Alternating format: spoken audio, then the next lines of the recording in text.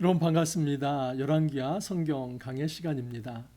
여러분 추석 명절 잘 보내셨죠?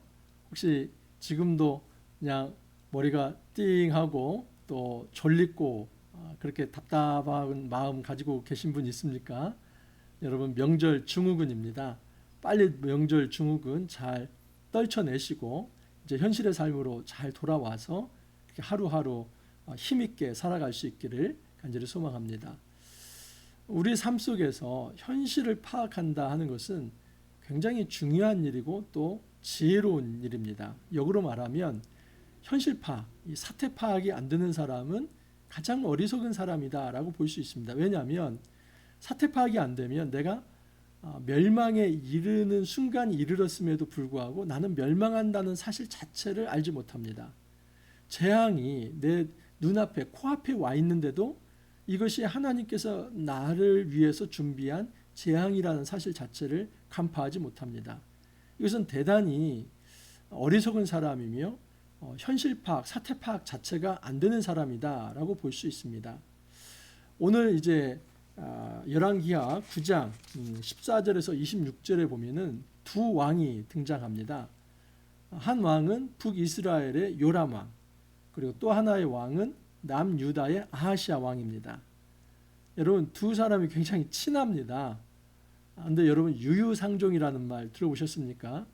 아주 비슷한 사람들끼리 서로 좋아하고 또 함께 모인다는 이야기죠. 여러분 이 북이스라엘의 요람 왕이나 남유다의 아하시아 왕이나 둘 다 공통점은 악한 왕입니다. 근데 악한 사람은 악한 사람을 곁에 두고 좋아합니다. 그래서 이 악한 사람들끼리 서로 연대하면서 우리가 북에 있는 저 아람 시리아에 어떻게 대항할까 이 궁리를 합니다. 하지만 이 모든 것들은 헛됩니다. 왜냐하면 이 사람들이 아무리 연대해봐야 결국 이 두 사람 다 죽게 됩니다. 자, 이제 이 두 사람의 어떤 지혜롭지 못한 이 어리석음에 대해서 오늘 묵상할 텐데, 이것을 좀 알기 위해서는 8장, 9장의 어떤 배경을 좀 알 필요가 있습니다. 추석 연휴 때문에 제가 8장 강해를 안 드렸는데, 이런 8장에 보면은 핵심은 이것이죠. 엘리사가 아람 왕 베나닷 대신에 하사엘을 왕으로 세우는 장면입니다. 아람 왕 베나닷이 이제 죽을 지경에 이르렀습니다. 깊은 병을 얻은 것이죠. 그래서 베나닷이 자기 신하인 하사엘에게 네가 하나님의 사람 엘리사에게 가서 내가 이 병으로 죽을지 살지 그렇게 한번 물어봐라, 이렇게 시킵니다. 그래서 하사엘이 엘리사를 찾아옵니다. 그래서 엘리사가 하사엘을 보고 우리 이제 하사엘이 뭐 여쭈죠. 우리 주인 이 베나닷이 이 병으로 살겠습니까? 죽겠습니까? 그러니까 엘리사가 처음에 이렇게 대답합니다. 가서 산다고 얘기해라. 하지만 하나님이 나에게 가르쳐 주셨는데 그는 죽을 것이다. 이 얘기를 해놓고 하사엘을 뻔히 쳐다보면서 나중에 엘리사가 또 펑펑 웁니다. 왜냐하면 여러분 엘리사는 하사엘이 어떤 왕이 될 것인가 하는 것을 미리 알고 있었기 때문입니다. 내가 이스라엘 자손에게 행할 모든 악을 내가 알미라. 내가 그들의 성에 불을 지르며 장정을 칼로 죽이며 어린아이를 맺히며 아이뱀 부녀를 가르리라. 이 엘리사는 하사엘이 베나닷을 이어서 왕이 될 것이지만 그 아람 왕 하사엘이 북이스라엘을 침공해서 심지어 아이뱀 부녀까지도 죽이리라 하는 이런 어떤 앞으로 일어날 일에 대해서 이제 간파하게 된 것입니다. 그래서 그것이 너무나 가슴이 아파서 엘리사가 울게 됩니다. 여러분 하사엘은 이 엘리사로부터 이 예언의 말을 듣고 자기 주인에게 찾아갑니다. 베나닷에게 당신 살 거라고 합니다. 그래놓고는 이 젖은 이불을 그의 얼굴에 이제 감싸서 이제 암살시킵니다. 그리고 뒤를 이어서 하사엘이 왕이 되죠. 이것이 8장의 내용입니다. 그래서 8장은 세속의 이방의 국가지만 이 하나님의 섭리 속에서 하나님께서 예언하신 대로 이제 이 역사가 흘러간다는 것을 보여줍니다. 이건 나중에 제가 증명을 해드립니다. 자, 9장은 어떤 내용이냐면 아람 왕, 이 시리아 왕이 이제 베나닷에서 하사엘로 바뀌는 것을 8장에서 얘기했다면 9장은 이제 북이스라엘 아합 정권을 완전히 괴멸시키고 예후라고 하는 사람이 세워질 것을 말합니다. 여러분, 엘리사가 자기의 이제 제자에게 가서 이 예후에게 기름을 부으라고 합니다. 그래서 기름을 부으면서 네가 이스라엘의 왕이 될 것이다 이렇게 외치고는 빨리 도망치라고 합니다. 여러분, 예후는 이 말을 듣고 이제 왕으로 옹립이 되지요. 그래서 그 말씀이 9장 13절에 나와 있죠.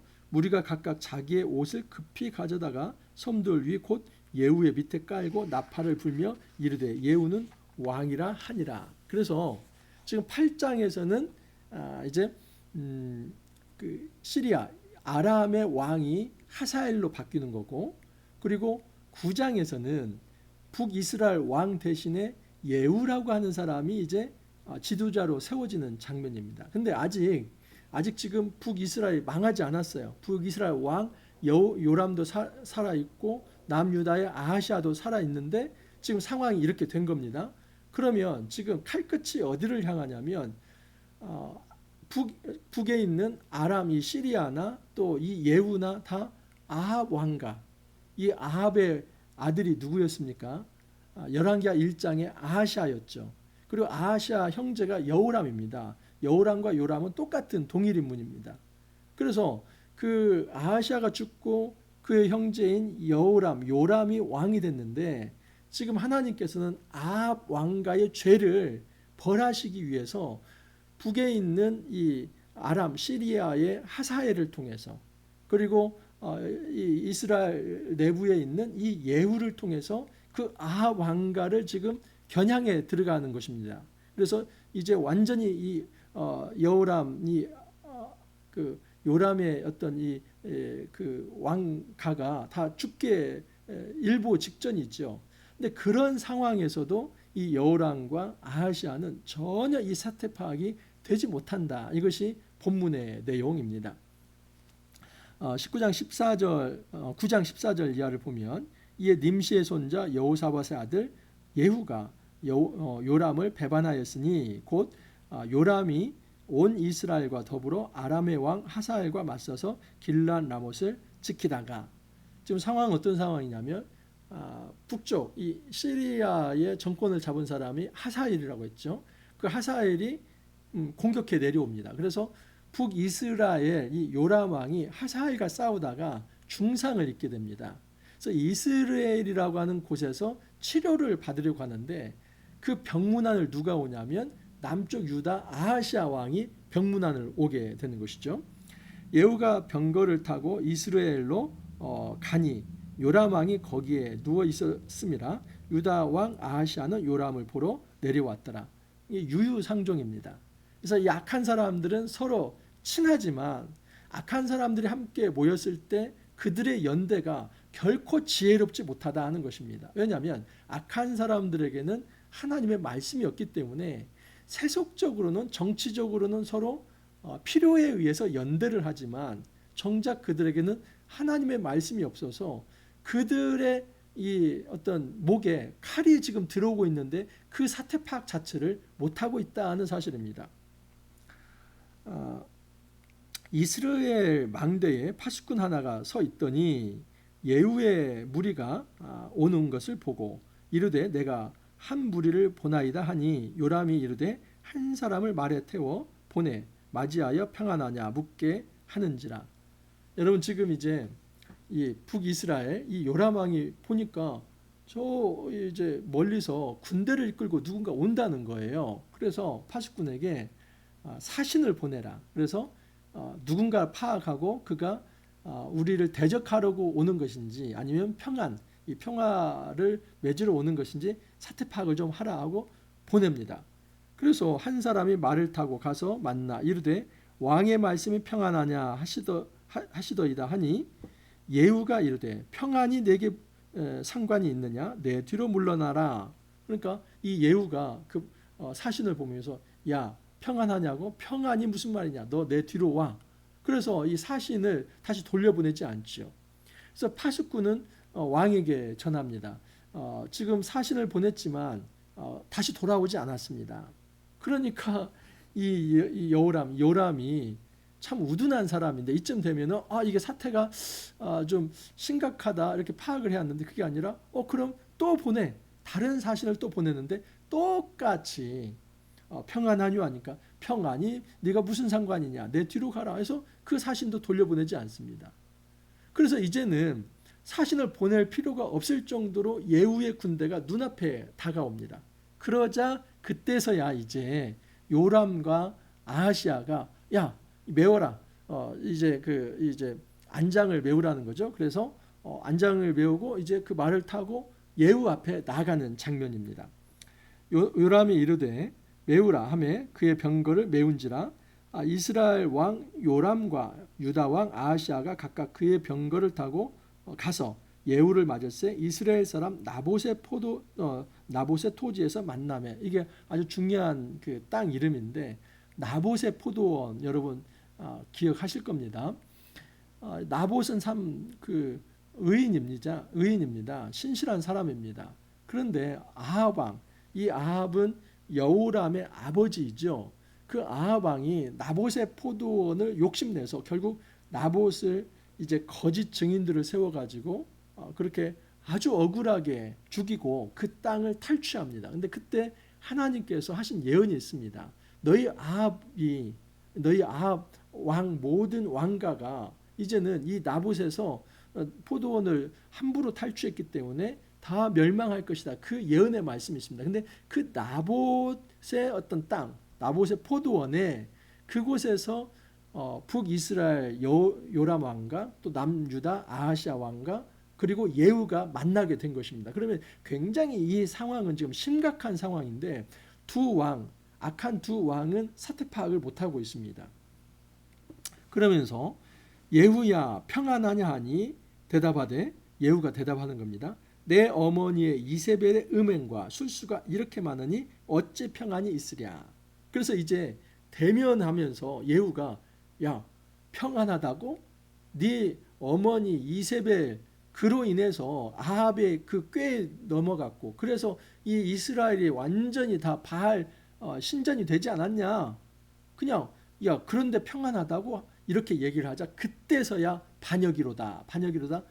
정말 예후가 그 반역군을 끌고 그 눈앞에 오기까지도 이 상황이 자기를 죽이려고 하는 상황을 깨닫지 못하는 이 두 왕의 어리석은 모습을 보게 됩니다. 요람이 곧 손을 돌이켜 도망하며 아하시아에게 이르되 아하시아여 반역이로다 하니 그럽니다. 예후가 힘을 다하여 활을 당겨 요람의 두 팔 사이를 쏘니 화살에 그의 염통을 꿰뚫고 나오매 그가 병거 가운데 엎드러진지라. 그래서 요람이 예후가 쏜 화살에 맞아 죽게 됩니다.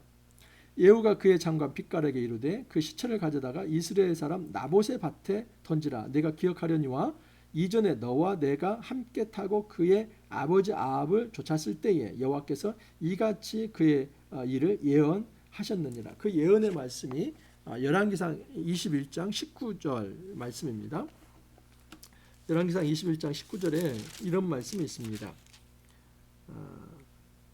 너는 그에게 말하여 이르기를 여호와의 말씀이 내가 죽이고 또 빼앗았느냐고 하셨다 하고 또 그에게 이르길 여호와의 말씀이 개들이 나봇의 피를 핥은 곳에서 개들이 내 피 곧 내 몸의 피도 핥으리라. 이게 누가 하신 말씀이냐면 하나님이 아합 왕에게 하신 말씀입니다. 아합이 나봇의 포도원을 아주 갈취를 했죠. 강제로 탈취를 하고 그곳에 이제 점령군처럼 진군에 들어가려고 하는데 하나님께서 야 네가 나봇의 피를 불의한 피를 이곳에 흘렸는데 너도 이렇게 이 나봇 땅에서 그 피를 흘리게 될 것이고 개가 너희의 피를 핥게 될 것이다.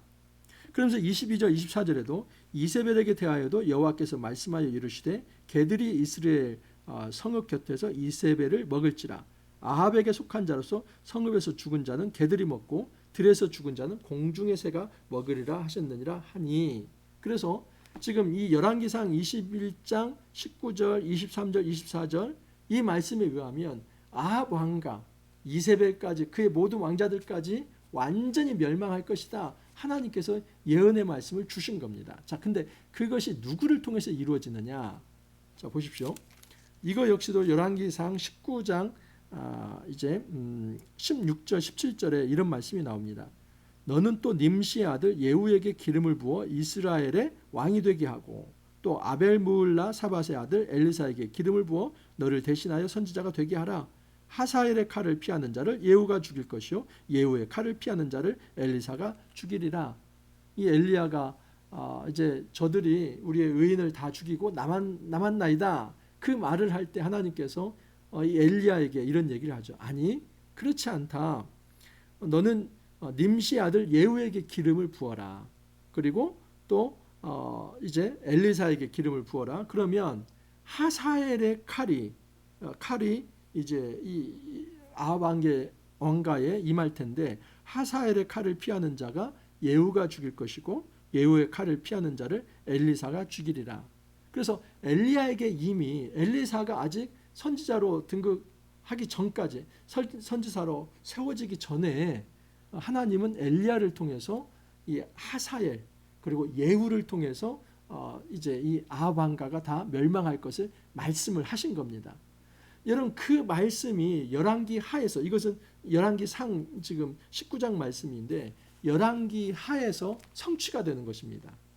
그래서 열왕기하 8장에서 하사엘이 세워지고 열왕기하 9장에서 예후가 세워집니다. 그래서 하사엘이 북이스라엘을 침공해 들어오고 또 북이스라엘 내부에서는 예후가 반역을 일으켜서 이제 아합 일가를 죽입니다. 그래서 여기에서 먼저 요람을 죽입니다. 그리고 병문안을 왔던 아하시아도 이때 죽게 됩니다.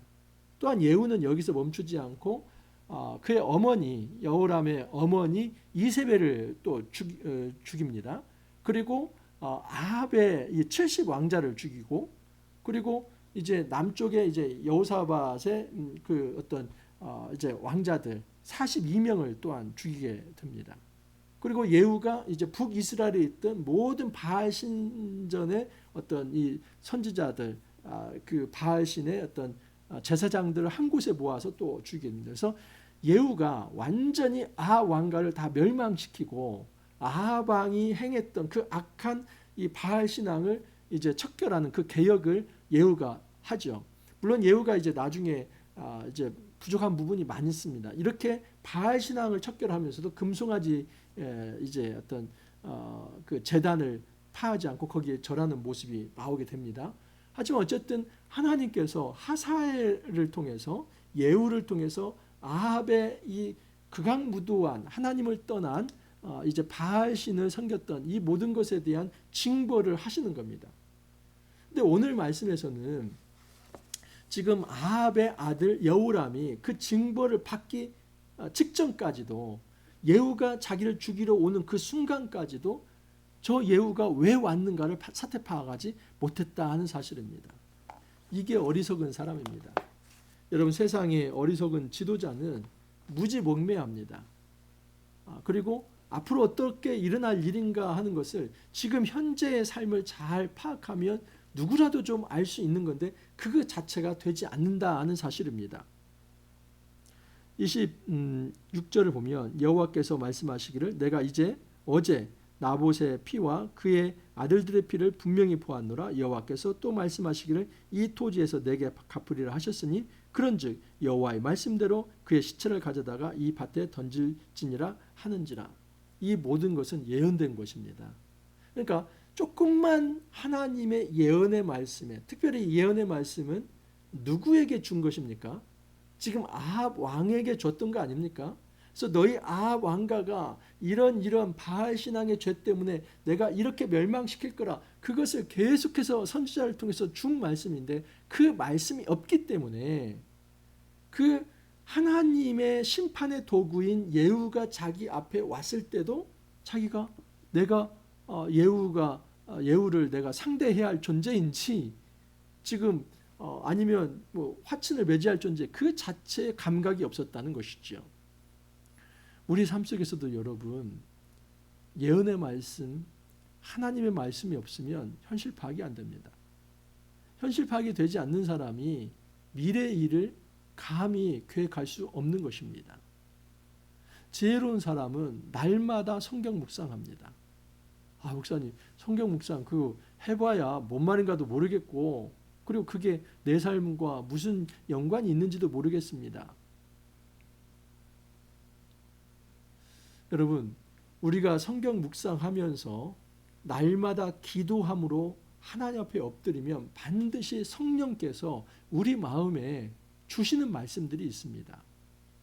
우리가 성경 묵상을 제대로 하지 않기 때문에 주의 음성을 듣지 못하는 것입니다. 단지 성경 묵상을 형식적으로 하고 목사님이 묵상하라고 했으니까 해야지 의무적으로 하고 그리고 피상적으로 하고 그렇게 하는데 어떻게 하나님께서 말씀을 들려주십니까? 우리가 말씀을 깊이 묵상하면서 성령을 통해서 주시는 음성들이 있습니다. 그러면 내가 지은 죄에 대해서 생각나게 하시고 그 지은 죄에 대해서는 내가 이렇게 살아서는 안 되지 회개하게 합니다.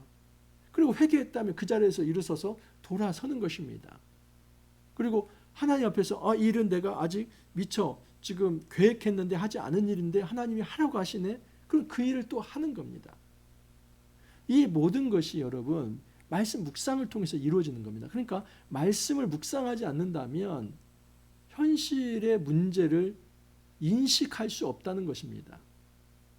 그냥 내가 죽는 그 순간까지도 이게 무슨 상황인지 어떤 영적인 상황인지를 사태 파악이 되지 않는다는 것입니다. 여러분 우리가 이제 명절도 잘 마치고 현실로 돌아왔습니다. 어떻게 해야 정말 의미 있고 또 정말 하나님이 보시기에 기쁨이 될 만한 삶을 살아갈 수 있겠습니까? 말씀 묵상해야만 합니다. 단지 어떤 지적인 내가 피상적인 의무적인 그런 말씀 묵상이 아니라 이 성경을 읽으면서 깊이 하나님의 뜻을 들여다볼 수 있기를 바랍니다. 하나님이 내 개인에게 주시는 말씀, 하나님이 이 민족과 국가에 주시는 말씀, 하나님 우리 공동체와 가정에 주시는 말씀, 이 말씀을 묵상해 가면서 그 앞에 엎드리며 기도해야만 합니다. 그리고 회개해야만 합니다. 그리고 결단해야만 합니다. 그럴 때 우리의 삶이